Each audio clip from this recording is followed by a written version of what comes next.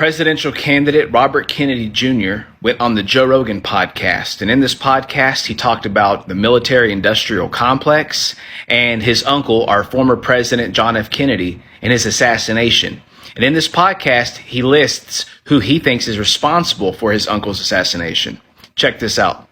My uncle, John Kennedy, did that. He refused to go to war. So he was surrounded by military-industrial complex, and he learned very early and an intelligence apparatus that he realized early on that the purpose of the CIA and the intelligence apparatus was to create a constant pipeline of new wars for the military-industrial complex. 3 days before he took the oath of office, Eisenhower, who was the outgoing president, gave what is probably the most important speech in American history, which was, where he warned against the military-industrial complex. I was at my uncle's inauguration. I was in Washington that day. As a 6-year-old boy. And I was sitting on the stands behind him, in front of him during his inauguration. And he understood that. And 2 months later, the military and intelligence came to him and said, we got to invade Cuba. And he was like, I'm not going to Cuba, and I'm not going to let the military. And they said, well, we got all these Cubans trained, and they're going to go attack Castro. And he said, well, we can't, the U.S. government can't be doing that. We can't be attacking. I don't like what Castro's doing down there, but it's not the United States' job to dictate what kind of governments other countries have. And they said, well, as soon as they land, there's going to be a big revolution. Everybody's going to rise up and they're going to overthrow Castro. And he said, well, you can't use the U.S. military. And they ended up bringing those guys over with United Fruit boats. And in the middle of it, in the night, they came to him and said, they're getting wiped out on the beach and you need to send in the military and invade.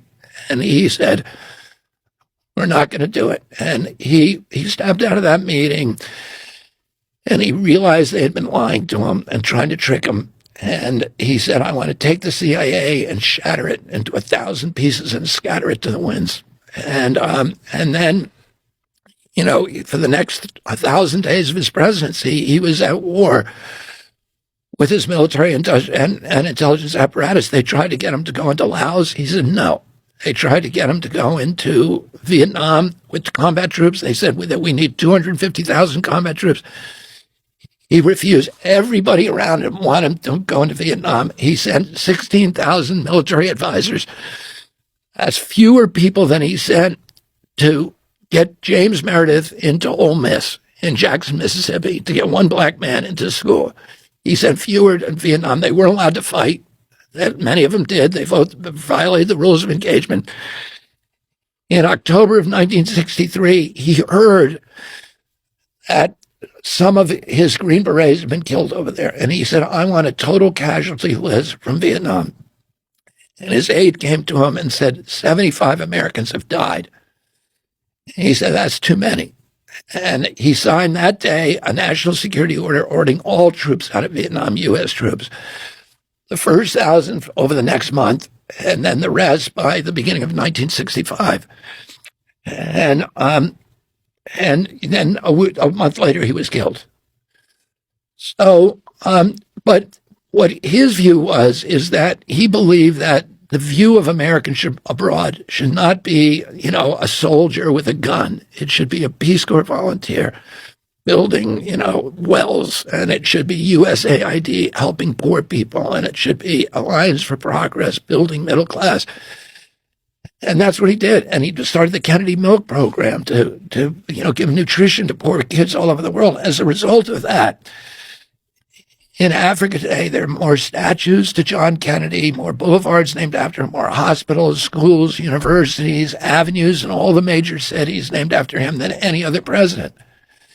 And that is the Chinese have taken that template and done the same thing now. And they are, all these countries that were supposedly allied with us are now realigning with the Chinese, and they're switching to their currency because the Chinese are not there to kill people. They're there, to build roads, to build universities, to build colleges. And it turns out that people like that a lot more. And, we should be projecting economic power around the globe and not military power. It will make us much stronger. But what do you think happens when you get into office?